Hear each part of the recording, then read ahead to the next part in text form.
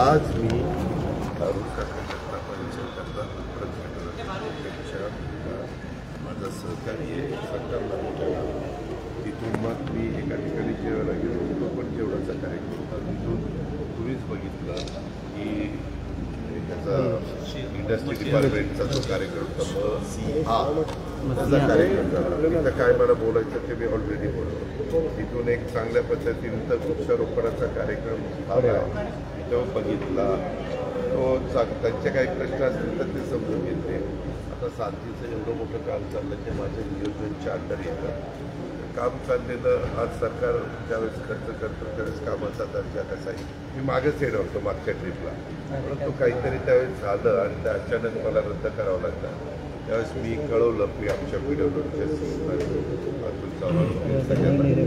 पुढच्या वेळेस येतो. तशा पद्धतीनं आलो.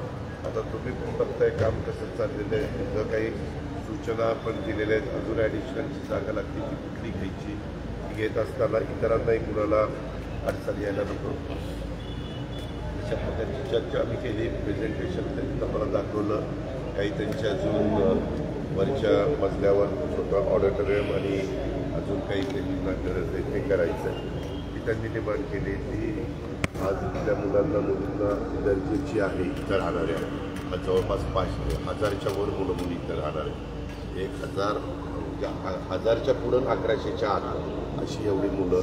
पार्किंग आपण इथं येणारी मुलांना काही 4 चाकी वाहनं त्यांची नाही आहे.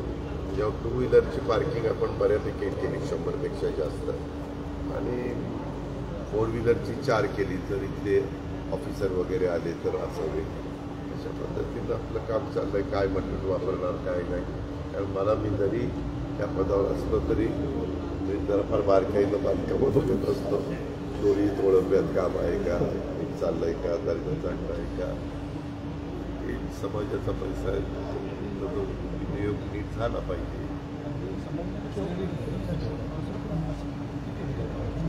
एक आपण पुण्यामध्ये गेलो. पुण्यात मेन ऑफिसेस आहे परंतु पुण्यात हॉस्टेलचं काम आम्ही औंधमध्ये चालू केलेलं. औंध आपलं ITI औंध तिथं एक आपण इथं घेतलं. आपण सध्या जे रिजनची ठिकाणं आहेत त्या सगळ्या ठिकाणी म्हणजे पूर्वीचे 6 रिजन नाही नंतरचे केलेले 8 रिजन त्याच्यात प्रत्येक ठिकाणी घेतलेलं आणि कोल्हापूरला पण चालू आहे, अमरावतीला चालू आहे, नाशिकला चालू आहे, नागपूरला चालू आहे, लातूरला चालू आहे. असं वेगवेगळ्या भागामध्ये आहे चाललं आहे.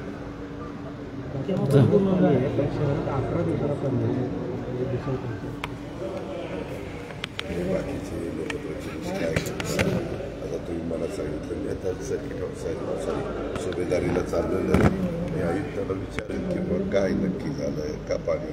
आणि एवढं नाथसागरमध्ये पाणी आहे. स्वतः राज्याच्या प्रमुखांनी सांगितलं यंदा धरणाचे साठे दरवर्षीच्या तुलनेने चांगले आहेत. बरं आता मेच्या पहिल्या आठवड्यात आपण आलो आणि मी येतानाही बघितलं की पाणी बऱ्यापैकी कारण तुम्ही अहिल्यानगरवरून कावरून संभाजीनगरला येताना देखील तुम्ही ज्या ब्रिजवरून येता त्याच्यावरून दिसतं. मी विचारतो काय तिथलं स्थानिक पण नियोजन नीट असलं पाहिजे. आता ती योजना आहे ती कॉर्पोरेशनच्या ताब्यात आहे. आयुक्ताच्या हातात होलसेल कॉर्पोरेशन आहे. आयुक्ताला विचारेल की बाबा का पत्रकारांनी हा प्रश्न विचारला. कुठेतरी पाणी लोकांना कमी मिळतं आहे. गरजेपुरतं पाणी लोकांना मिळणं हा त्यांचा हक्क आहे, हा त्यांचा अधिकार आहे. आणि आपण न्यायालयीन समिती सुद्धा नेमली म्हणजे स्वतः जज त्या सगळ्याच इतिहासात पहिल्यांदा असं झालं की नियंत्रण ठेवतात टोटली. आणि राज्यात सगळ्यात महाग पाणी विकलं जातं औरंगाबादमध्ये 2600 रुपये. टॅक्स महापालिका घेते सगळ्यात जास्त औरंगाबादमध्ये पाणी. हे तुम्ही आयुक्ताला का विचारत उत्तरं मिळत नाही. कारण राज्य सरकार हे सारथी राज्य सरकारशी संबंधित आहे. महानगरपालिकेला मी उपमुख्यमंत्री म्हणून आयुक्ताला IAS ऑफिसर आम्हीच नेमलेले आहेत. मी त्यांना जरूर विचारीन. आयुक्त असतील तर सुभेदारीला बोलवा रे. सर पण जे प्रशासकीय गलथानपणा चालू आहे तरी कारवाई होणार आयुक्त नाही आमचे विभागीय आयुक्त गावडे सर आपल्याला ते इनोव्हेशन सेंटर इन्क्युबेशन सेंटरला जागा दिली मी त्या चिखल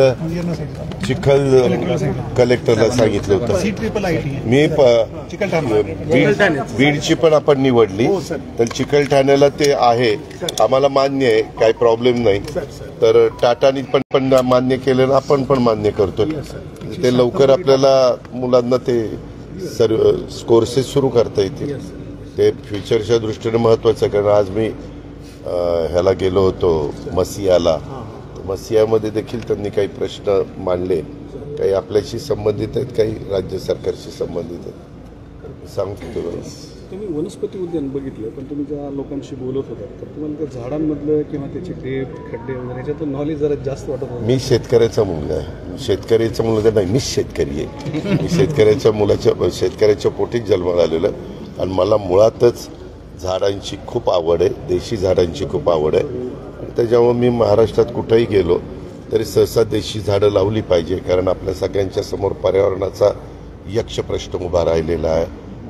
ग्लोबल वॉर्मिंगचं संकट जगावर आहे.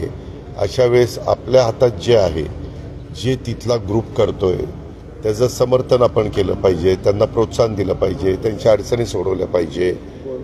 आणि त्याच्यामुळं मी म्हणजे बऱ्यापैकी माहिती असल्यामुळं ते मला सांगत होते. मी आवडीनं विचारत होतो. काही झाडं तिथं अशी होती की जी मला माझ्या भागात पण पाहायला मिळाली नाही किंवा इतर भागात.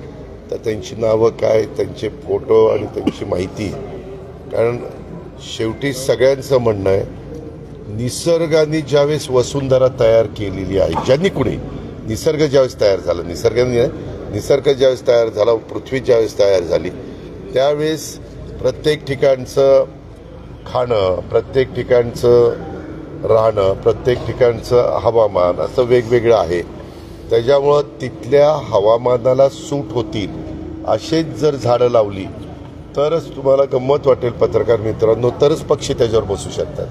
तुम्ही बाहेरची झाडं आणून लावली तर पक्षी सहसा त्या झाडावर बसायला तयार होत नाही, कारण ती वर्षानुवर्ष हजारो वर्षाची परंपरा ती चालत आलेली आहे.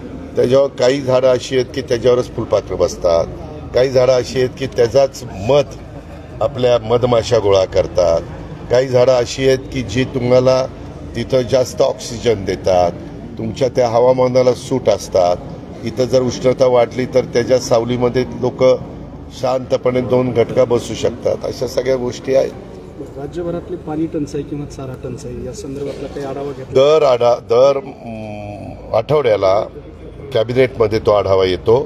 प्रत्येक धरणामध्ये मोठ्या धरणात साठा किती, मध्यम धरणात साठा किती, लहान धरणात साठा किती, साधारण तो किती काळ पुरेल, आत्ता काय परिस्थिती आहे, कुठल्या वाडी वस्तीवर टँकर चालू आहेत, कुठल्या तांड्यावर टँकर चालू आहेत, कुठल्या गावांमध्ये टँकर चालू आहेत, कुठल्या तालुक्यात चालू आहेत, कुठल्या जिल्ह्यात किती चालू आहेत, असा रोजचे रोज नाही, दर आठवड्याला आढावा घेतला जातो.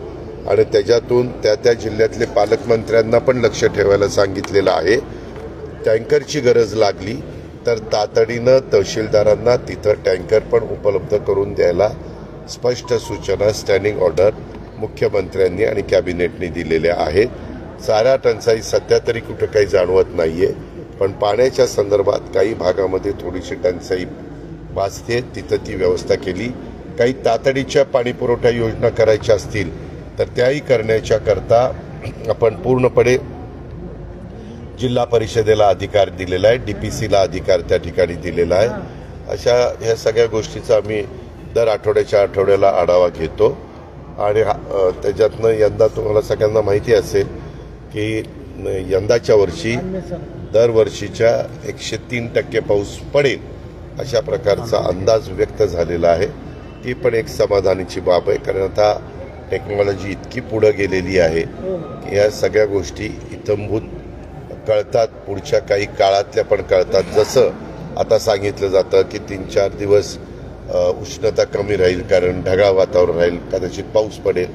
तर कुठंतरी पाऊस पडतो, कधी गारपीट होती, असं काही नुकसान झालं तर लगेच आमच्या ऑर्डर असतात की विभागीय आयुक्तांनी कलेक्टरने प्रांतांनी तहसीलदारला सांगून तिथले पंचनामे करणं, तिथल्या सगळ्या इथं माहिती घेणं, असं चाललेलं. संजय शिरसाटने जो राग व्यक्त केला की त्यांच्या खातं बंद करून टाका, त्यांच्या खात्याला कट लागला, त्याबद्दल राज्याचे मुख्यमंत्री विचार करतील.